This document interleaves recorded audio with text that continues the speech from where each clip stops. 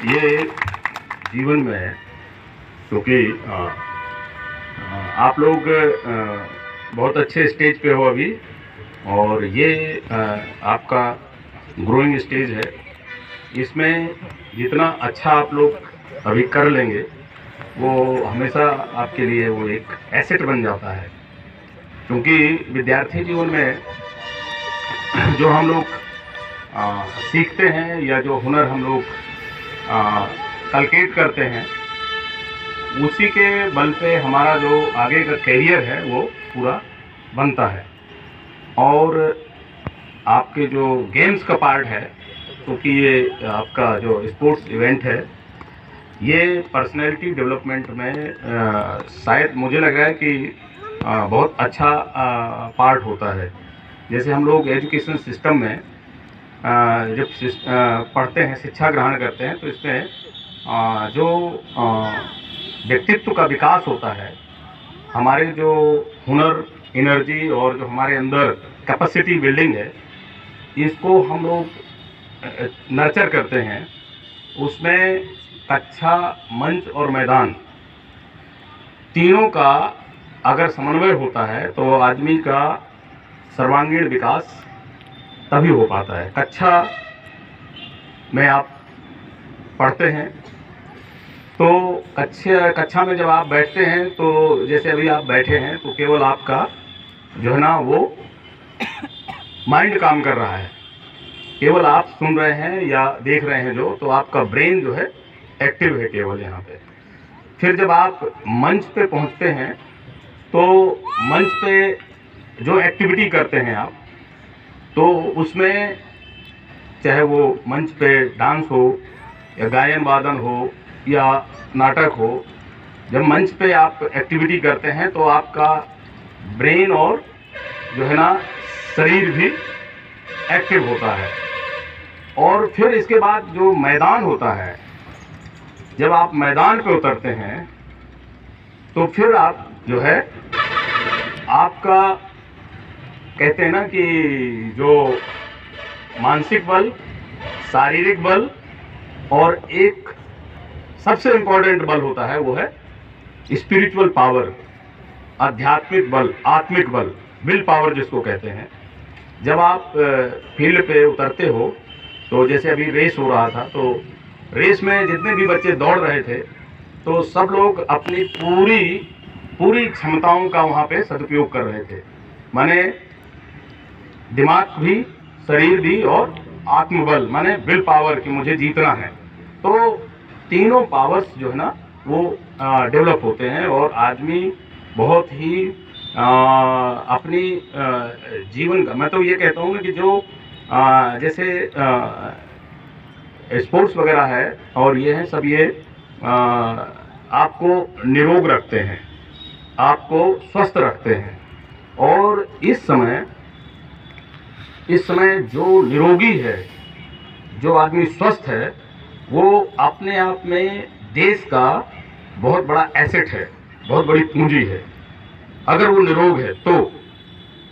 अगर रोगी आदमी है तो वो बहुत बड़ा जो है ना एक तरह से हमारे लिए सिस्टम में दिक्कत तलब है। दिक्कत तलब ये कि चूँकि अगर आप स्वस्थ हैं तो आप दो तरह से देश की सेवा करते हैं।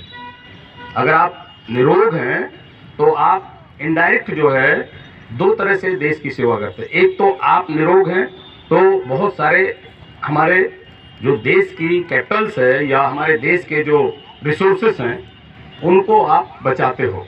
बचाते इन द सेंस कि अपने ऊपर आपको कोई इन्वेस्ट नहीं करना पड़ रहा है, तो बहुत सारी चीज़ें आप बचा रहे हो।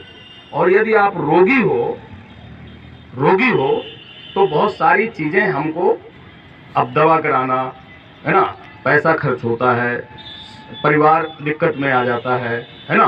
फिर आप कोई कंट्रीब्यूशन नहीं कर पाते हो, आप किसी के लिए काम भी नहीं कर पाते हो।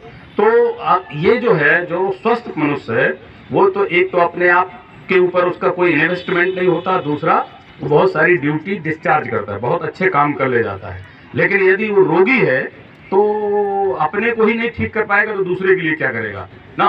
तो ये जो है, जो इस तरह की एक्टिविटी में लोग भाग लेते हैं, चाहे वो एनसीसी हो, स्काउट हो, रेड क्रॉस हो, स्पोर्ट्स हो, जितने भी ये अदर एक्टिविटीज़ हैं, इनमें जो बच्चे भाग लेते हैं वो अलग होते हैं, हट के होते हैं। हट के इन द सेंस कि उनके अंदर एक एक्स्ट्रा कैलिबर पैदा हो जाता है। वो हट समाज के जो अन्य लोग होते हैं, जो उनसे वो अपने को फिट भी रखता है और अच्छे अपना काम भी बखूबी कर ले जाता है। और उसके अंदर एक जो है ना सेवा भाव और एक कंपटीशन का भाव और एक जो है ना एक सामाजिक सरोकार का भाव। जैसे आप लोग यहाँ पे सारे लोग एक दूसरे के साथ मिलकर के खेलते हैं, तो एक बड़ा जो है ना कॉम्बिनेशन बनता है कि हम एक दूसरे को सपोर्ट भी करते हैं और एक दूसरे से आगे भी बढ़ने का प्रयास करते हैं। तो इससे एक जो आपके अंदर प्रतिस्पर्धा की भावना पैदा होती है और एक सेवा भाव, समाज को आगे ले जाने का भी एक भाव पैदा होता है। मैं अभी बता दूं आपको कि चूँकि मैं मध्य प्रदेश से बिलोंग करता हूं और 2000 के पहले यानी 95-96 में मैं मध्य प्रदेश में था। तो एक मैंने जो है वहाँ पे एक पॉलिसी ली थी मैंने LIC की। तो अब 20 साल हो गया मैं यहाँ चला आया, तो मुझे पता ही नहीं कि वो जो है ना उसका डॉकेट और वो जो है ना पूरी हो गई। और वो तो अब वो 2-3 साल बाद जब मुझे ध्यान आया कि यार पॉलिसी जो है वहाँ से आया कि आपका ये मैच्योर हो गया, तो हमको कागज़ मिला, तो हमने कहा यार ये तो पैसा मिल जाएगा। तो हम गए वहाँ पे, तो क्योंकि पॉलिसी का डॉकेट और उसकी फॉर्मेलिटी अब कुछ पता ही नहीं था, तो वहाँ पे बहुत सारी औपचारिकताएं करना थी। तो देखा मैंने कि ऑफिस में जो है ना, तो 1-2 लोगों से इंक्वायरी में, तो एक बंदा जो है इंक्वायरी में जो बैठा था, मैंने कहा भाई ये जो है ना पॉलिसी मैच्योर हो गई थी 4-5 साल पहले और अब तो टाइम हो गया है, तो क्या क्या इसमें औपचारिकताएं। तो वो बंदा जो है ना उठ के खड़ा हुआ और बोले चलिए सर जो है ना अभी आप ये पूरी करा देते हैं सब। तो वो 4-5 टेबल्स पे, कहीं पे रेजिडेंस, कहीं पे कुछ, कहीं पे मेडिकल, कहीं पे ये सारी चीज़ें औपचारिकताएं जो है ना, उसने आधा घंटे में सारी औपचारिकताएं पूरी करके वो पेमेंट करा दिया मेरा। तो मैंने बाद में उससे पूछा कि मैंने कहा यार आप जो है ना, तो पता चला कि वो जो है ना बंदा स्पोर्ट्स स्पिरिट का था, मतलब है ना एनसीसी स्काउट्स स्पोर्ट्स स्पिरिट का था।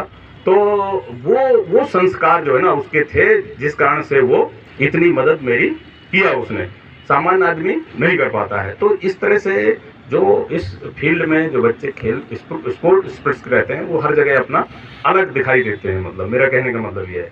तो अच्छा है कि हम लोग जो है ना कोरोना काल के बाद जो है ना 2 साल बाद जो है ना ये चीज़ें जो एकदम से हम लोग एक ब्रेक डाउन आया था, और हमारी खास करके जो एजुकेशन में सबसे ज़्यादा इसका कोरोना का प्रभाव रहा कि हमारी 2 साल से जो है टीचिंग लर्निंग प्रक्रिया जो है बाधित रही, और लर्निंग लेवल इतना नीचे चला गया 2 साल में कि सीखने का जो हमारा स्तर था वो जो 50% से घट के 25% रह गए। माने पढ़ाई छूट गई, स्कूल बंद हो गए, तो सारा सिस्टम जो है ना एकदम ब्रेक डाउन हो गया था। तो अब वो शुरुआत हो रही है और फिर से जो है ना हम लोग मैंने स्ट्रीमिंग में आ रहे हैं।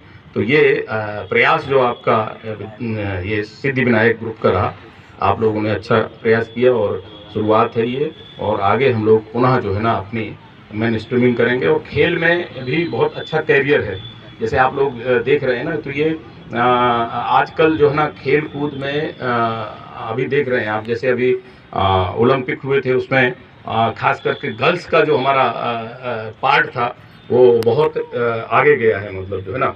और ये वो जो भाला फेंके थे, क्या नाम था, हाँ नीरज चोपड़ा। तो ये जो है ना ये चीज़ें अपने आप में एग्जाम्पलरी हैं। और नीरज चोपड़ा या और भी देखें, जो सारे लोगों का बैकग्राउंड जो है ना, वो सभी का बैकग्राउंड मतलब जो है ना बड़ा ऐसा था, पृष्ठभूमि थी कि मेहनत से निकले हैं सब जो है ना। तो मेहनत का कोई विकल्प नहीं है। मतलब अब जैसे नीरज चोपड़ा है ना, नीरज चोपड़ा जो है वो हरियाणा का है, बहुत ही वैसी फैमिली से है, और उसका रिलेशन यहाँ से भी है, मतलब जो है ना जालौन से भी है। मतलब ऐसे लोग जो इस टॉप पे पहुँचते हैं, इनके बारे में जानकारी भी किया करो। मतलब जो है ना नीरज चोपड़ा जो है ना, वो जो चावल होता है ना, धान होता है, वो कदौरा का ये जनपद जालौन का ही धान खाता है, वो चावल यहीं का खाता है वो, मतलब समझे। उसका परिवार जो है यहाँ कदौरा में खेत ले करके और खेती यहीं करते हैं वो लोग, उसके फूफा और उसके पिताजी। तो कहने का मेरे मतलब ये कि ऐसे लोग हैं जो चारों तरफ जो है ना इनकी अपनी अचीवमेंट्स में बहुत बड़ा रोल रहता है। तो चलिए, बहुत अच्छा कार्यक्रम आप लोगों ने किया अभी, और ऐसे करते रहिए और अपने जीवन को अच्छा बनाइए, मतलब थैंक यू।